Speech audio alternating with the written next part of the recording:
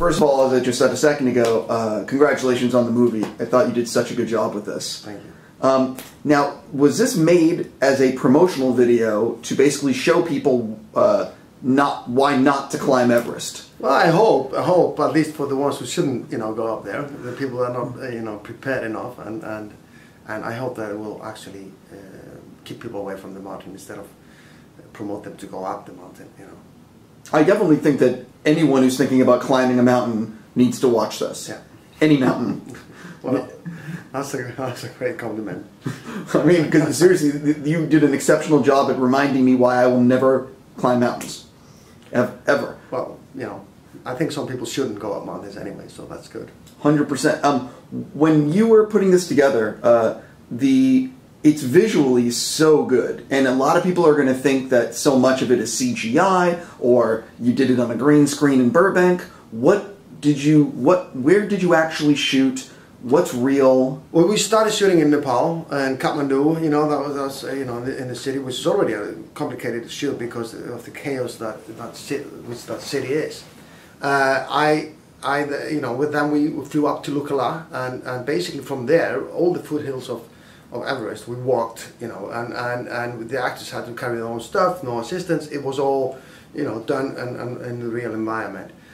We could only get up to the memorials. That was because then people just basically started falling apart, and we had to evacuate people with helicopters because there's no vehicles allowed there. So we had to, in the end, we were, just few people left on the mountain just trying to finish the scene. That's as high as any insurance company would let us go, And for people that don't know, how high is that? That is about 15 to 16,000 feet, and that's where people start to get really sick. And if you're going to go higher, you need a lot of time to acclimatize, which a movie will not allow you to. And by the way, we never get through the ice falls. No one. It's too dangerous of a place. I wouldn't want to sit there anyway, because that's where people would start dying. You come with half a crew back, and that's the truth of it. I mean, that's where the tragedy happened in 2014 when we actually had a second unit up there.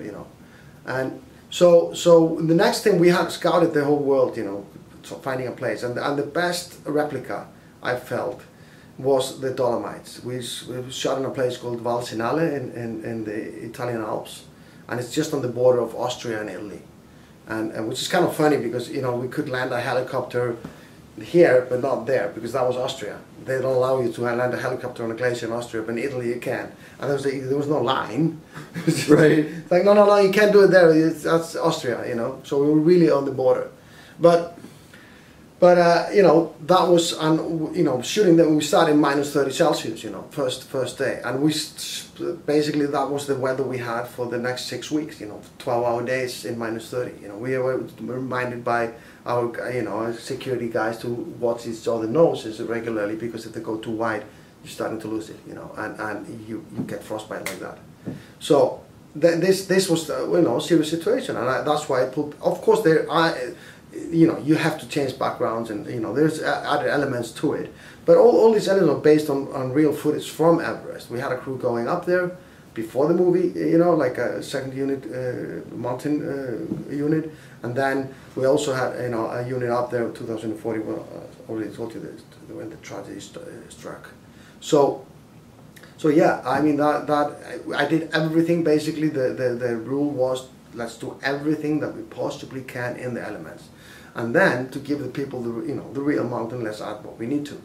And that was kind of my aim. Is like, as you said in the beginning, I've said like 99.9999% of people should never attempt Everest, and this is their chance to have an Everest experience without risking their lives. Visually, when I saw it in IMAX, it was so breathtaking to see the footage and mix it together, and it really did feel like you were there. Talk a little bit about the IMAX version of Everest, and is it the one that you want people to see? Yeah, I think seeing it, I would actually recommend people definitely to see it in 3D. Whether it's obviously people can't see IMAX everywhere. IMAX is kind of, that's the great experience. Of course, people should go to IMAX if they can. But you in a big 3D screen, you will get a great experience. The 3D in this film it's not done to hit you in the face and wipe you, you know, like and slam you and surprise you. It's done to create volume and depth. And one of the things when you shoot a mountain, you know, basically in the frame, you know, a mountain can be, you know, this big, and it doesn't tell you the size of it. It just depends on the distance, you know, how big it is. And most of the time when you walk up to a big mountain, you think it's actually smaller, and when you walk and walk and walk, you realize how far it is, and it's actually big. That's, you know, one of the kind of limitations of 2D, you know. So when I was in the Himalayas scouting, and I was standing there in base camp, I mean, I was just blown away. I was just like, wow, the volume of those mountains is just immense. And I was kind of humbled by them, and I, you know, like, you're such a small figure in this huge landscape that I wanted to try everything I could to bring that to the screen, and that's why I choose to do it 3D. And I remember I was kind of convincing people, this isn't a kind of an adult movie, a real story based on, and usually these movies made in 3D are more popcorn, you know, fun, you know, superhero stuff, you know, and I was kind of convincing people, saying, no, it's kind of a 2.5D, you know, like basically, you know, we can kind of scale it up and down, you know, judging of the what kind of scene. Inside of a 10, you don't need that, you know, like, you don't need that much, you know, depth, you know, because it might disturb you. Like, as much as I liked the film, like Life of I was in Life of P, as a pie, I think. Life of Pi. Yeah, and it is I didn't like the scenes in the house when they were sitting there talking. You know, I loved the scenes in the ocean, but when they were sitting next to each other having a conversation, I thought it was kind of a little bit awkward. I was trying to stay away from that effect. So I wanted to be able to pull it in and out. And after that, Gravity came out, which was a really good example for me to, you know, finally say, this is exactly what I was meaning when I said 2.5D, you know. So basically using it for depth and giving people, you know, scope and volume, but not to attack people, you know. When you're basing something on real people, real events, how much in the back of your brain are you saying to yourself, I don't want to Hollywoodize this story. I want this story to feel real and authentic, and talk a little bit about balancing that fact versus fiction. Well, you know, I've said it, you know, and I'll say it again. What my real goal was to create a movie with the intimacy of an indie and the scale of a blockbuster. So you kind of taking the two animals and making them work together, you know.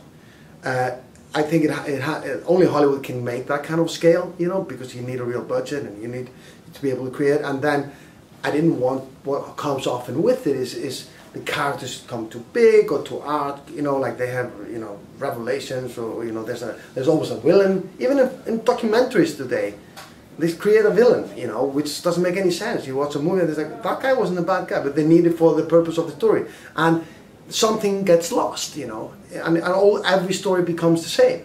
So I wanted to be guided by the real story. And there are 10 books written about it, endless articles, you know, about controversies and back and forth.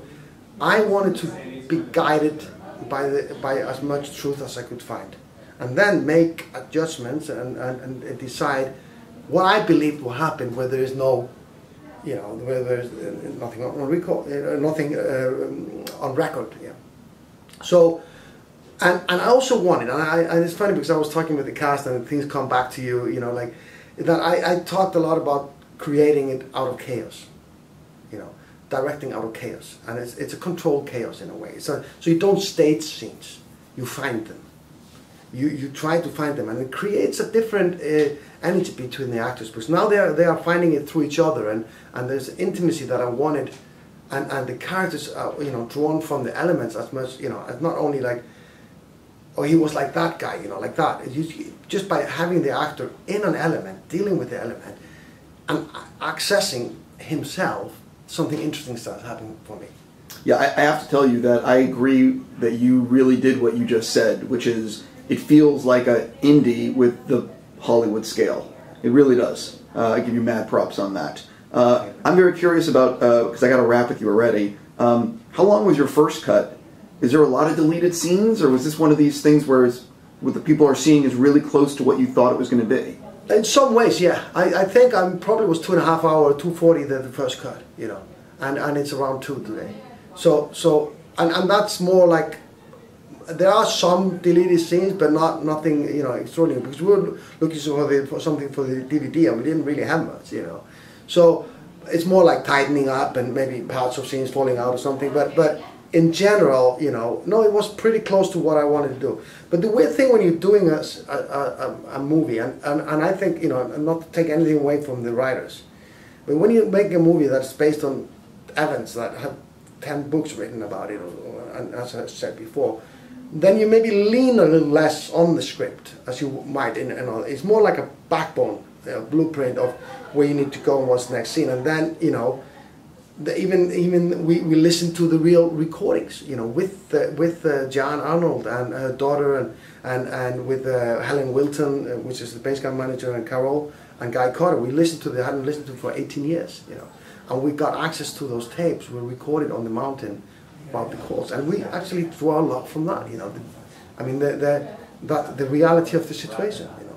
100%. Last question. Do you know what you're going to direct next for a feature?